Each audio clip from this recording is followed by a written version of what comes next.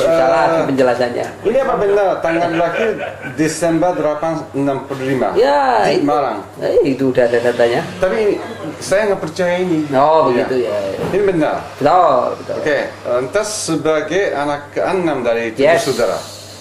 7 saudara berarti yang perempuan lakinya? Perempuan 1. Iya, laki 6. Terus sebagai laki yang keberapa?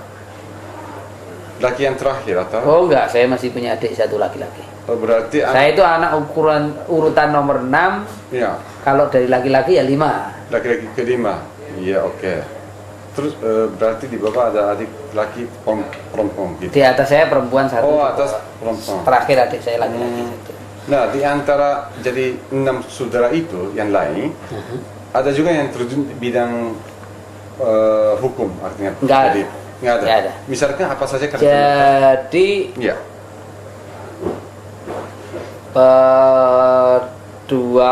3 orang pedagang. Ya. Jadi 3 orang pedagang. Oh, 4 orang, sorry. 4 Ya. orang pedagang. Iya. 2 orang dokter. Dokter. Dokter. Iya, dokter apa bidang? 1 dokter spesialis paru. 1 dokter umum. Ini laki. Iya. Jadi yang pedagang itu 3 laki-laki 1 perempuan.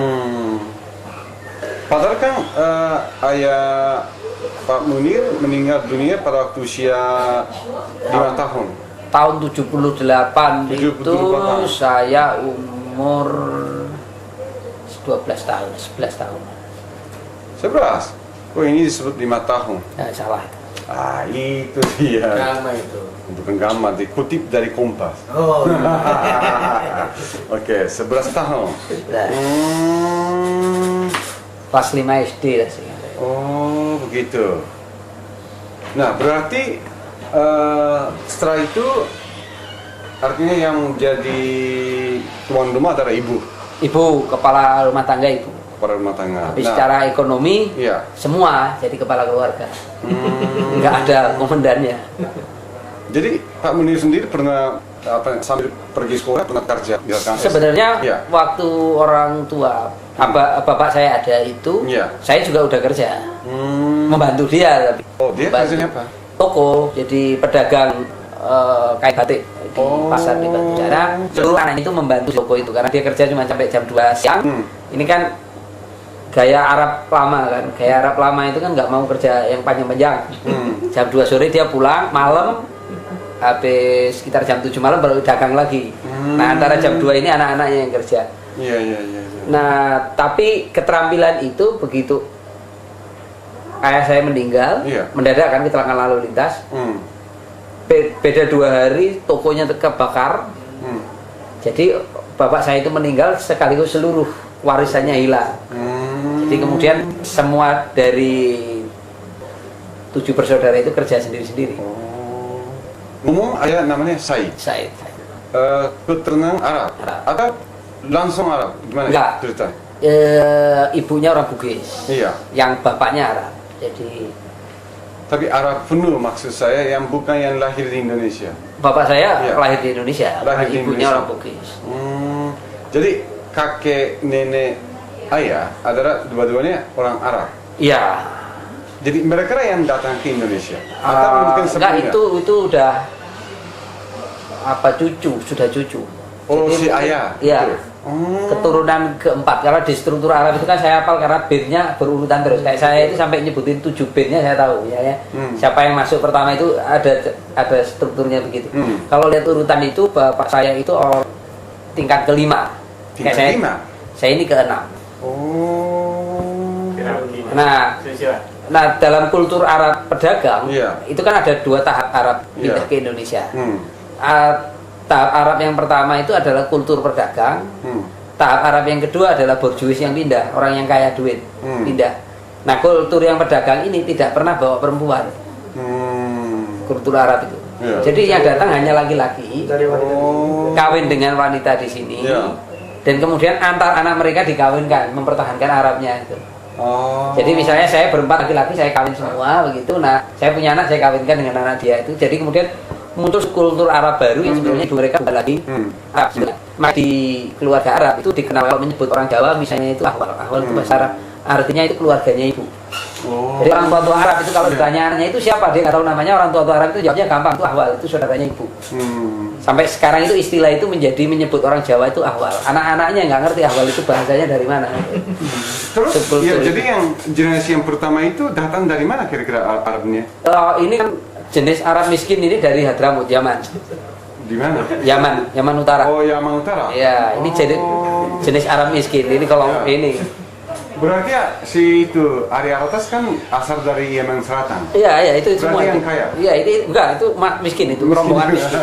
Rombongan yang kaya itu yang Al-Habsyi, yang matanya biru. Itu dari Saudi dan perbatasan itu yang kaya. Oh. Di sini siapa matanya itu? Coklat. Nah, yang Yaman itu coklat matanya. Boleh lagi. Oh begitu. Ya, ada subkultur beda-beda memang. Berarti kan yang artinya yang nenek moyang Pak Munir adalah pedagang sekaligus membawa agama Islam ke Indonesia, begitu? Iya. Kira-kira. Tapi bukan pertama, rombongan ini bukan pertama masuk Indonesia dengan Islam, karena mereka masuk Islam di Indonesia masuk sudah masuk Cina yang bawa. Oh. Jadi yang pertama masuk membawa Islam ke Indonesia dengan tipologinya itu Cina dan India. Yeah. Baru kemudian Arab. Nah, rombongan Arab yang kayak saya ini yang membawa Wahabi. Galur Wahabi itu kemudian melahirkan pikiran-pikiran dari Muhammadiyah. Jadi ini gelombang kedua Islam yang Arab rombongan ini. Islam kedua ya. Iya. Yang dari Hadramut itu. Nah, pada waktu masa kecil kan lahir di Marang. Marang adalah yang artinya berdekatan jantung daripada budaya Jawa yang sangat feodalisme. Iya. Nah, di situ sebagai sebagai warga Indonesia tapi yang sebagai keturunan Arab. Apa pernah ada cerita yang agak pahit atau ada yang senang mungkin pada waktu masa kecil? Apakah ada diskriminasi? Atau sebenarnya enggak. Iya. Saya kebetulan enggak terlalu banyak bergaul dengan keluarga Arab ya. Karena itu tipologi cara bapak saya. Dia selalu menghindari rumah yang ngumpulnya tentang banyak Arab. Jadi termasuk dia pindah ke Malang, ke Batu itu dia pilih kan kotanya sedikit orang Arab. Jadi kan kalau Arab Jawa Timur itu banyak ngumpulnya di Pasuruan, di Bangil gitu kan. Nah, dia menjauhi itu. Itu sehingga tidak terlalu pernah bergaul di satu perkampungan yang Arab semua itu soalnya. Nah, juga kemudian sebetulnya akibatnya kalau saya itu dengan kultur Jawa itu hampir saya tidak merasa saya itu Arab, kecuali kalau pernah ada sentuhan sedikit baru sadar. Dalam tingkat tertentu 80% saya itu lupa dalam komunikasi hidup saya itu sebagai Arab, dan itu di keluarga saya begitu. Bahkan ibu saya pun orang yang berbahasa Jawa, meskipun dia juga keturunan Arab, tapi bahasanya bahasa Jawa, lokatnya udah bahasa Jawa.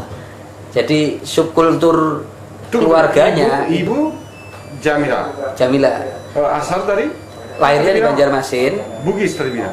Bukan, itu ibunya bapak saya. Oh, itu ibunya. Nenek, grandmother. Iya. Kalau ibu saya, ini lahirnya di Banjarmasin. Oh, iya. Halo. Waalaikumsalam. Boni, gimana? Tunggu. Hari Senin lah ya. Ibunya ayah. Iya, aku beresin dulu. Bugis. Oke. Ibunya ayah. Boleh. Yo, Bon. Mungkin ayah ada rokok. Nah, kalau ibu saya itu campuran Arab tapi jauh lebih kecil pelipatannya dibanding bapak saya. Tapi tetap keturunan Arab gitu. Juga keturunan Arab tapi pelipatannya udah lapisan. Jadi kalau ayah itu kemudian percampurannya dengan masyarakat lokal itu hanya sekali. Kalau ibu itu hampir di semua tingkatan. Saya kira lebih baik dijelaskan. Yang kan di sini ada ayah, kakek, sama nenek. Nah, kalau ini orang Arab, ini orang Bugis. Oh, gitu ya. Gitu ya. Sebenarnya ini kakek ini udah campuran Bugis, di atasnya lagi juga Bugis lagi. Jadi begitu ya. Giliran mengawinkan dengan Arab. Iya. Nah, kalau di tingkat ibu, ini udah campuran. Ini Arab udah sama.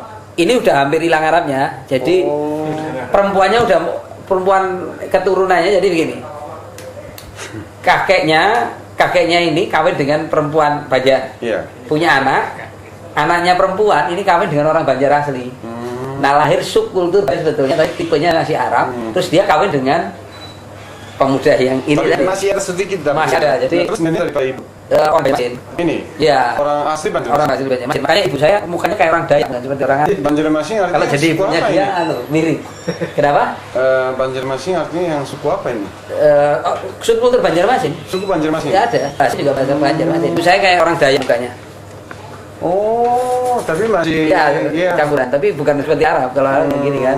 Kayak jadi ibunya dia masih cocok.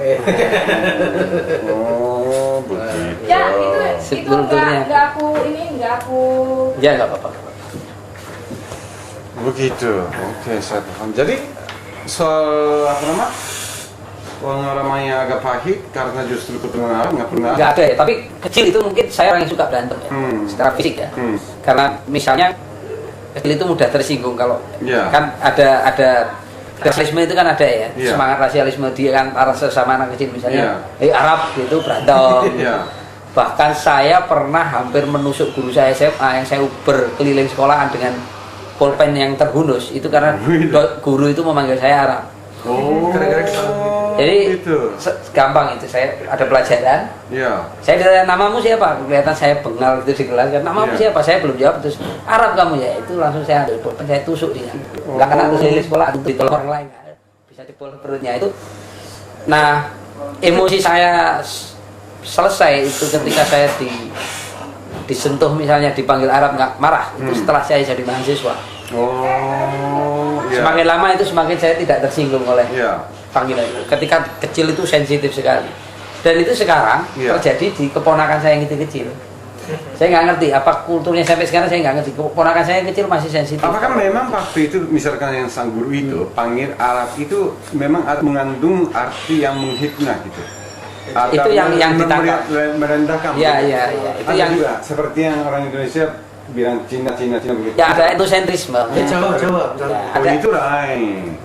Oh, itu sangat lain nih. ada etnosentrisme sebetulnya. Etnosentrisme. Etnosentrisme itu baik yang mengolok maupun yang kena olok. Iya, Jadi kayak iya, saya iya. merasa subkultur saya lebih. Begitu saya disentuh itu sentimen saya meledak. Apa ada arti munir ini? Munir itu dari bahasa Arab, artinya menyinari. Bagaimana? Menyinari. Meninari. Dari kata sinar. Menyinari sumber cahaya. Oh. Jadi kalau ada orang namanya Nur itu akibat dari saya.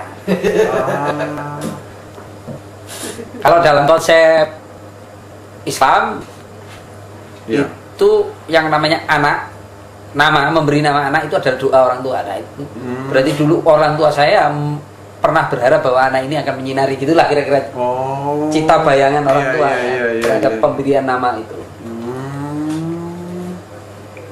Jadi bahasa Arab sendiri bisa? Saya kalau bahasa Arab pasar bisa, artinya komunikasi saya sebagai pedagang bahasa Arab. Misalnya menentukan harga supaya orang yang beli juga nggak ngerti, kita ngomongnya bahasa Arab. Kalau di keluarga biasa pakai bahasa Indonesia? Bahasa Jawa. Bahasa Jawa. Bahasa Jawa. Cuman dalam kalimat-kalimat tertentu yang kadang-kadang bahasa Arab muncul, bahasa Indonesia muncul. Kamu sangka pasti bahasa yang keluar. Iya. Nah, bisa Kamsa. ya alaf homsamiyah Ya. begitu lah. Urusan begitu itu subkultur rumah itu masih ada gitu ya. Berarti orang tua dua-duanya bisa bahasa Arab?